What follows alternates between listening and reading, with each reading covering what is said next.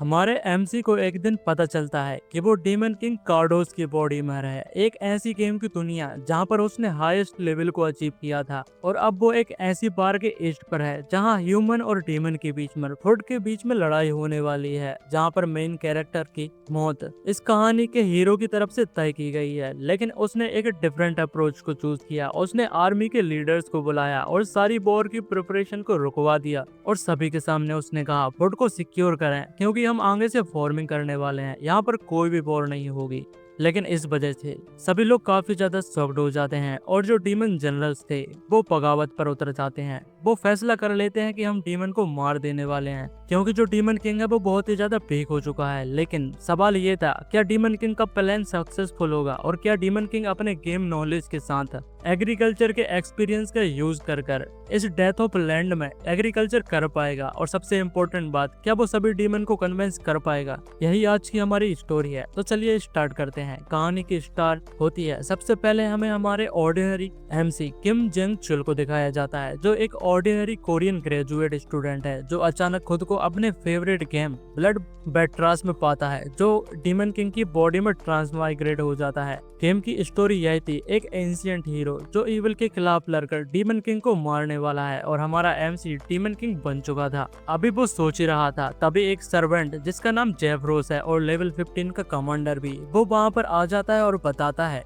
My Lord, जो invasion की तैयारी है वो पूरी तरीके से हो चुकी है। जिसके बाद हमें बताते हैं फिर 4 जनरल एंटर होते हैं जो कि डीमन आर्मी को कंट्रोल करते हैं, और सभी के सभी यहाँ पर लेवल 534 से ऊपर के थे, जिसमें सबसे पहले ब्लड थ्रस्टी प्रिंस एजराड था। जिसके बाद एक कल्स होती है जिसका नाम आइस क्यून ग्री होता है। जिसके बाद ड्यूको मिस्ट हार्डोक, और लेवल सभी की सेम ही होने वाली थी, थोड़े आगे पीछे कर। जिसके एंड में सबसे पहले जो सबसे बड़ा बंदा था बाल होता है वो दिखाया जाता है। सभी जो डीमंस थे वो बहुत ही ज्यादा हंग्री थे और ह्यूमंस के ऊपर जल्द से जल्द अटैक करना चाहते थे, लेकिन कार्डोस की जो तेज आवाज थी वो सभी को चुप कर देती है और वो कहता है, नो मोर वॉर, हम फॉर्मिंग करने वाले हैं। सभी लोग शॉक्ड हो जाते हैं, किसी को यकीन नहीं हो रहा था। वो सोचने लगते हैं क्या ये क्रेजी हो चुका है, पर कार्डोस डरा हुआ था, क्योंकि उसे पता था कि अगर बार हुई तो उसका मरना तय है, क्योंकि इस कहानी का जो हीरो है वो एक लेवल 999 का प्लेयर है। वो उसे पक्का मार डालेगा और पूरे डीमन किंग आर्मी को भी तबाह कर देगा। जिसके बाद एमसी फ्लैशबैक में चला जाता है। हमें दिखाते हैं किंग जेंग क्योल का पास्ट एक एग्रीकल्चर स्टूडेंट का है। प्रोफेसर ने पूरा जीवन उसका बर्बाद कर दिया था, बस गेम खेलकर उसे पीस मिलता था। ब्लड बेटरास जो पहला प्लेयर था वो हमारा एमसी था, जिसने लेवल 19 को कंप्लीट किया था, और लेवल 20 स्टार्ट करते ही वो डीमन किंग की बॉडी में पहुंच गया था। असल में वो तो मुकांजी, जो कि हीरो का नाम था, उसकी बॉडी में जाना चाहता था। वो गेम का स्ट्रॉन्गेस्ट कैरेक्टर है, लेकिन फेट ने उसे डीमन किंग बना दिया। अब उसकी सिचुएशन बड़ी क्रिटिकल हो चुकी थी। अगर आर्मी कमांडर को उसकी वीकनेस का पता चल चुका है तो वो उसे पहले ही मार डालने वाले हैं। जेप्रोस उसे बताता है कि कमांडर ऑलरेडी उसके अगेंस्ट में प्लॉट कर रहे हैं, और वो तो मुकांजी भी जाग चुका है और डीमंस के ऊपर उसने अटैक को चालू कर दिया है। कार्डोस पैनिक करने लगता है, उसे समझ नहीं आ रहा था कि अब उसे क्या करना चाहिए। तभी उसे आइडिया आ जाता है फॉर्मिंग। अगर वो फूड क्राइसिस को सॉल्व कर देता है तो डीमन को कंट्रोल कर पाएगा। वो जेफरोस को फर्टाइल लैंड ढूंढने के लिए कहता है। जेफरोस हैरान था कि ये बिहेवियर जो डीमन किंग दिखा जा रहा था वो काफी ज्यादा न्यूज था और बहुत ही ज्यादा स्ट्रेंज था। वो याद दिलाता है डीमन किंग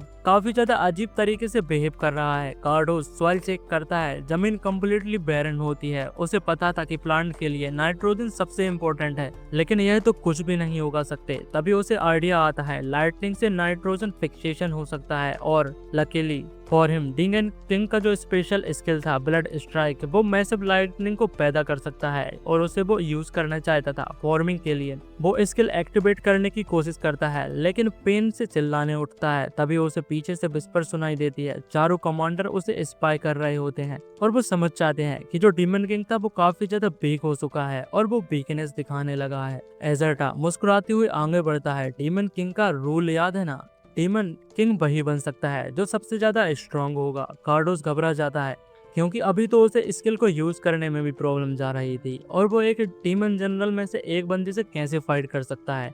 वो कमजोरी को बिल्कुल भी नहीं दिखा सकता था, और कमांडर उसे ही देखते जा रहे थे। तभी एजर्टा पीछे मुड़ता है और बाकी कमांडर्स की तरफ देखता है जो पेड़ के पीछे छुपे हुए थे। वो गुस्से से चिल्लाते हैं, ये क्या नॉनसेंस है, और कमांडर का रिप्लाई आता है। हम पहले देखेंगे कि फाइट कैसे हो रही है और जिसके बाद ही डिसाइड करेंगे। मीनवाइल सीन शिफ्ट होता है और हम मुकुंजी को देखते हैं जो कंफ्यूज था और अपनी मेमोरी को समझने की कोशिश कर रहा था। उसे लगता है कि जैसे मल्टीपल लाइफ टाइम वो कोई जी चुका है, पर अब फेट को रिजाइन मतलब कि उसे कोई प्रॉब्लम नहीं देने वाला। वो सोचता है कि अब उसका पर्पस क्या है, उसे नहीं पता कि आगे उसे क्या करना चाहिए। जिसके बाद हम देखते हैं एमसी को पसीना आने लगता है और उसे समझ नहीं आ रहा था कि उसे क्या करना चाहिए। जिसके बाद जेप्रोस बीच में आता है और कहता है एंशिएंट डीमन ट्रेडिशन के अकॉर्डिंग थ्रोन के लिए लड़ाई डेथ तक होनी चाहिए, सरेंडर का कोई भी ऑप्शन नहीं है। कार्डोस और एसेटा दोनों ही ऑब्जेक्ट करते हैं, फिर भी यहाँ पर एसेटा खुद को समझाता है कि वो जीत सकता है, खासकर कि कार्डोस काफी ज्यादा पहले से कमजोर हो चुका है।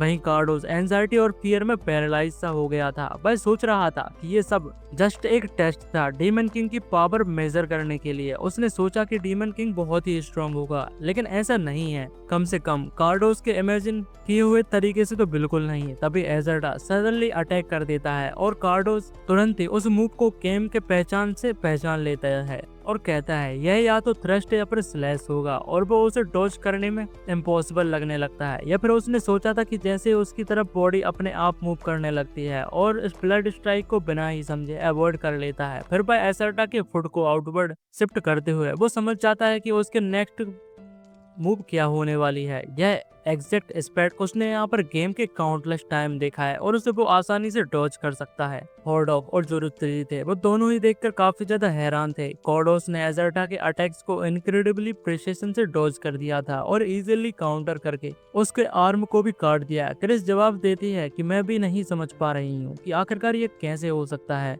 लेकिन फिलहाल वो सिर्फ यहाँ पर देखने ही वाले हैं, वो फाइट में एंगेज नहीं करेंगे। वापस कार्डोस पर जो एजर्टा के स्ट्राइक को फ्लॉलेसली एवॉइड करता जा रहा था, वह खुद भी विश्वास नहीं कर पा रहा था और कहता है कि मुझे कुछ समझ नहीं आ रहा है। एजर्टा के सारे अटैक बिल्कुल गेम जैसे एग्जैक्टली दिखाई दे रहे हैं। उसे याद आता है कि गेम में पहली बार फेस करने पर बहुत मुश्किल होती है और वो हमेशा हार ही जाता था, लेकिन उसे पता नहीं था कि एजर्टा को कैसे हराना है। वो बहुत ही ज्यादा फास्ट था, उसका अटैक रेंज ह्यूज था, फाइट ब्रूटली डिफिकल्ट थी, लेकिन डजन ऑफ डेथ के बाद 128 अटेम्प्ट करने के बाद पहली बार उसने एजर्टा को हरा दिया था। और फिर गेम को 19 टाइम्स रिप्ले करने के बाद उसके लिए सारी चीजें बहुत ही ज्यादा इजी बन चुकी थी। बिना सिंगल हिट किए वो किसी को भी हरा सकता था। कार्डोस एक बिग स्माइल देता है और कामली डिक्लेयर करता है कि वह इस फाइट को जीत जाएगा, क्योंकि एजर्टा उसके सिंगल ब्लो को भी नहीं लगा सकता।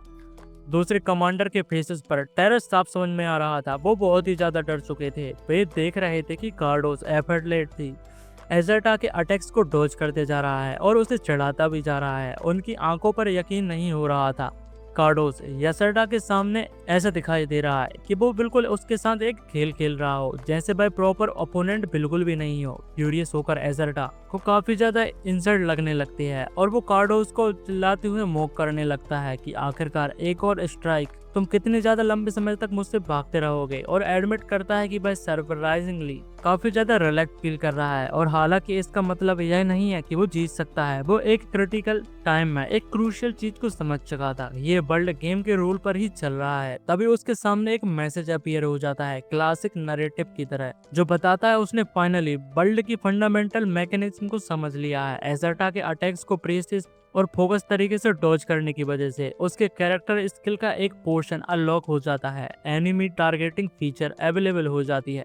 और कार्डोस कमेंट करता है कि यह टिपिकली स्पेशल मूव एग्जीक्यूट करने के लिए यूज की जाती है, और एसर्टा को टारगेट सेलेक्ट कर लेता है और ब्लड स्ट्राइक स्किल एक्टिवेट हो जाती है। मैसिव फ्लेम रेप्ट हो जाती हैं जो काफी ज्यादा बड़ी लग रही थी। एजर्टा को पूरी तरीके से घेर लेती हैं और उसे चलाने लगती हैं। बाकी कमांडर काफी ज्यादा हैरान से देख रहे थे, वो बहुत ही ज्यादा डर चुके थे, अटैक की पावर बहुत ही ज्यादा थी। और जिसके बाद कार्डोस यहाँ पर जीत जाता है, लेकिन हम देखते हैं जो एसर्टा था वो अभी मरा नहीं था। कार्डोस बाकी के डीमन चेयर करने लगते हैं जिन्होंने बैटल विटनेस की थी, और वो एसर्टा के पास जाता है जिससे वो कम्प्लीटली इमोबिलाइज हो चुका था। एनॉयड होकर कुछ कहता है कि एजर्टा को ब्लड स्ट्राइक से अभी तक तो मर जाना चाहिए, लेकिन ये कैसे पॉसिबल है? क्योंकि गेम में ये तो इंस्टेंट डेथ दिखाता है, लेकिन उसकी high regeneration rate damage district को रिड्यूस कर पा रही है। कार्टोस फिर से स्किल को यूज करता है ताकि एजर्टा ट्रोली यहाँ पर खत्म हो जाए, लेकिन हम बाकी कमांडर्स को देखते हैं, वो अभी भी यहाँ पर अंदर से कांप चुके थे और वो फुसफुसाने लगते हैं। कार्डोस एजर्टा को पूरी तरीके से पूरी पावर के साथ यूज मतलब कि अटैक कर रहा है, जिससे वो पेनलेसली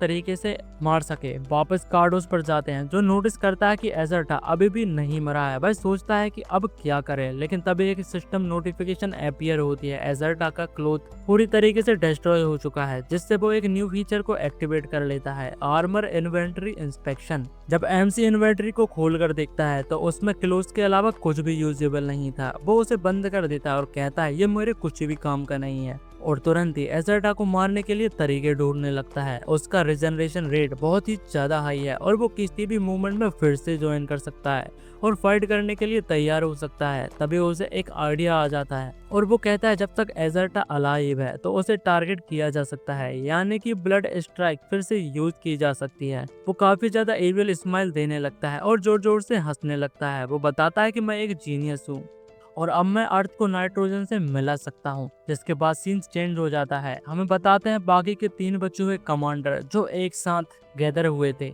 उन्हें देखकर सांप लग रहा था, वो पूरी तरीके से अनकंफर्टेबल लग रहे हैं। हॉर्डॉग पूछता है